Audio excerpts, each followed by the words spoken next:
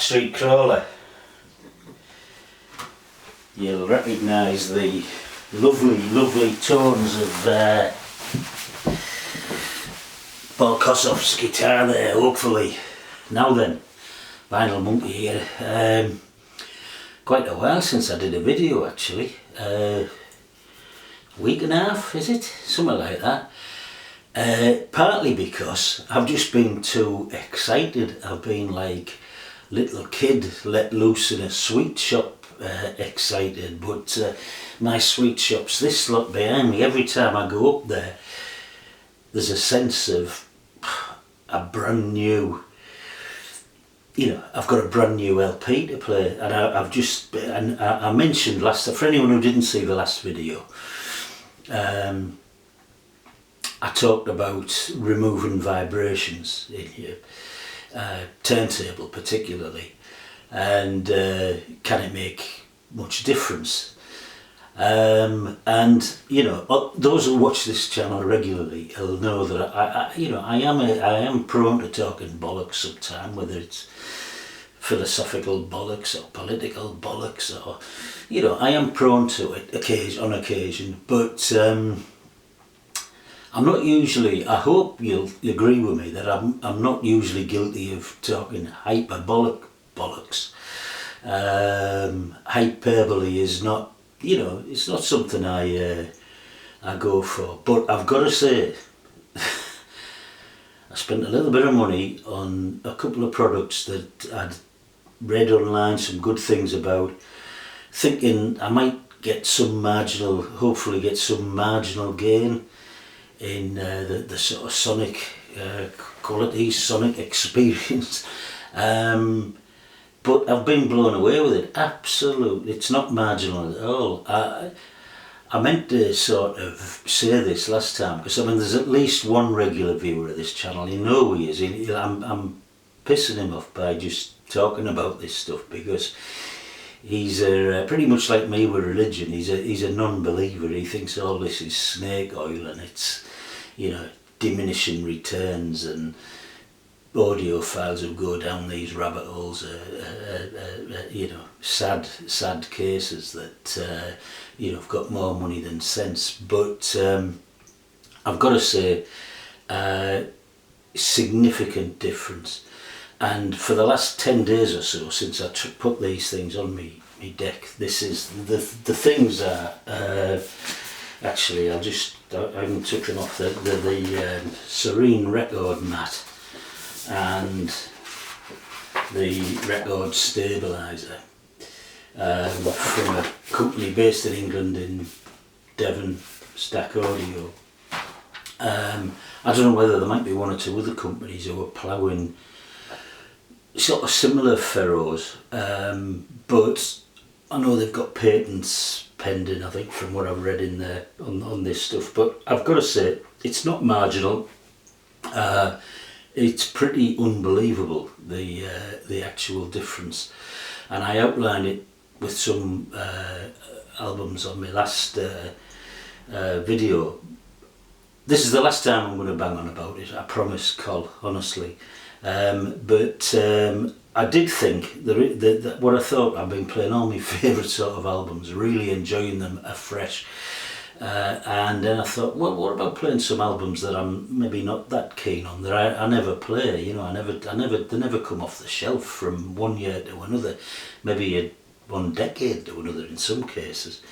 So I just went through and I started picking out ones that I hadn't played for years and years, and that I never thought that highly of, and I passed them by all the time.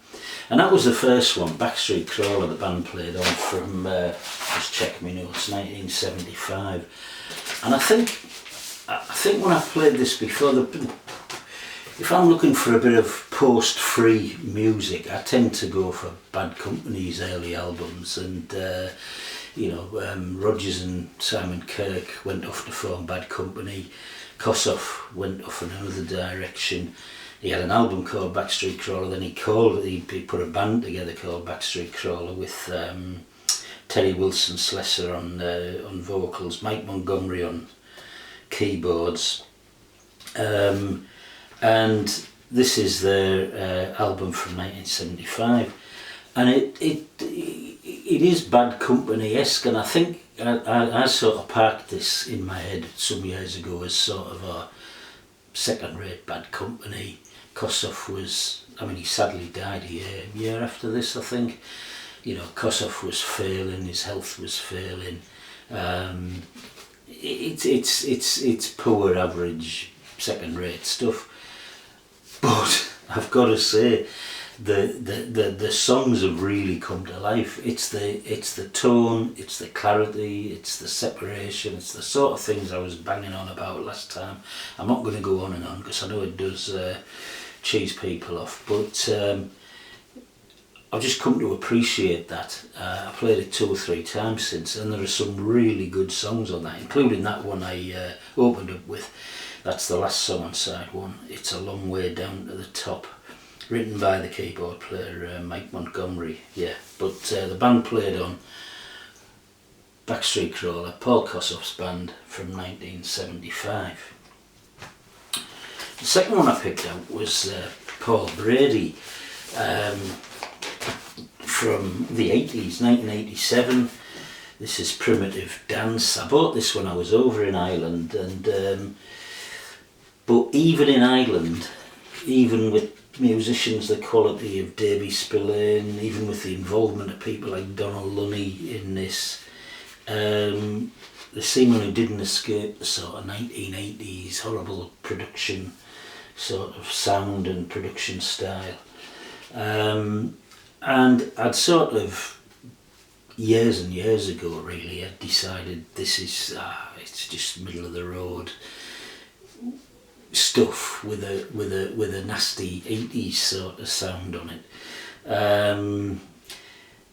But again, listening to it, Brady's voice really comes to life. It is much warmer, it's much clearer. You can really appreciate it. The individual instruments, particularly the percussion, absolutely, you know, it's not the greatest LP I've got in there. They're not the strongest song, but isn't it? What I'd parked as a sort of middle of the road, unpleasant sounding thing is now interesting, and it's definitely listenable. And yeah, I enjoyed it. I enjoyed listening. I particularly enjoyed listening to, and I'd forgotten about this, Mark Knopfler guests on this, and this beautiful, subtle guitar sound on the last track on the album, The Game of Love. So yeah, Paul Brady, Primitive Dance, 1987. What have I got next? This band, Man, the Welsh rockers from the early 70s. This is Back to the Future from 1973. Well, I went to see Man around about this time. It must have been 72, 73. I've seen them twice actually. I really enjoyed them live.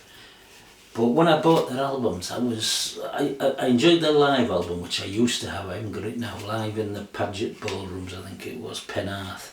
And but their studio albums, I've been disappointed by.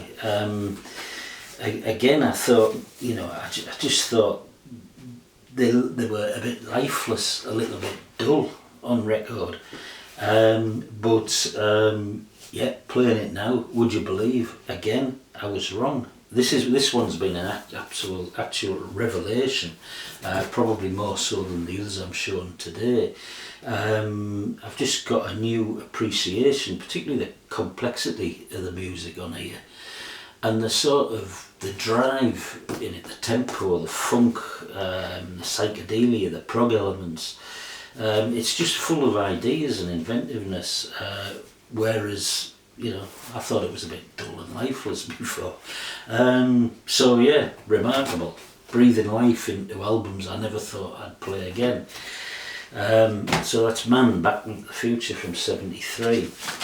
The next one, this is an album that has probably got the worst stroke most politically incorrect album cover in this collection. This is Jojo Gunne, who were sort of part of the when Spirit split, part of them became Jojo Gunne. They did have a big hit, didn't they, with, what was it, Run Run Run? And I'd written this off. I mean, if you look at that album cover there, the four of them in a bed, and then a very large woman sort of floating around the bedroom, and then obscenely, bizarrely, sickly, whatever you want to call it, same woman is on the inside, but all the details, the songs and the musicians and producers written on her like they write on those sort of sides of cattle that you see, you know, on a chart in a butcher's shop, with a pig there. Yeah, horrible cover on many levels. And I think I'd written this off as this album, you know, as the cover it deserves. It's a pile of crap. I just thought you know, again, it was just nothing of merit musically. But you know, it's not suddenly a great album, but it comes to life. There's a dynamism to it, especially in the keyboards in there, and it just, as I say, it breathes new life into it. I maybe won't play this as much because I never want to get the cover out, but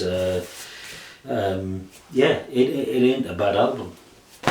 And then lastly, this band, my partner always liked Grace Slick and was persuaded me to buy Jefferson Starship's Red Octopus from 75, and this was, when I first listened to this, I thought, oh, this is sort of throwaway, lightweight West Coast stuff, middle of the road, average, and again, very different experience this time, particularly listening to the individual instruments, the bass lines running through the songs, the Hammond organ, the gorgeous backing vocals, the lead guitar tone is transformed, it sort of sparkles, the lead guitar tone, and that's often the case. It's the case with Kossoff's as we came in there, and I played the first song on side 2, Play on Love.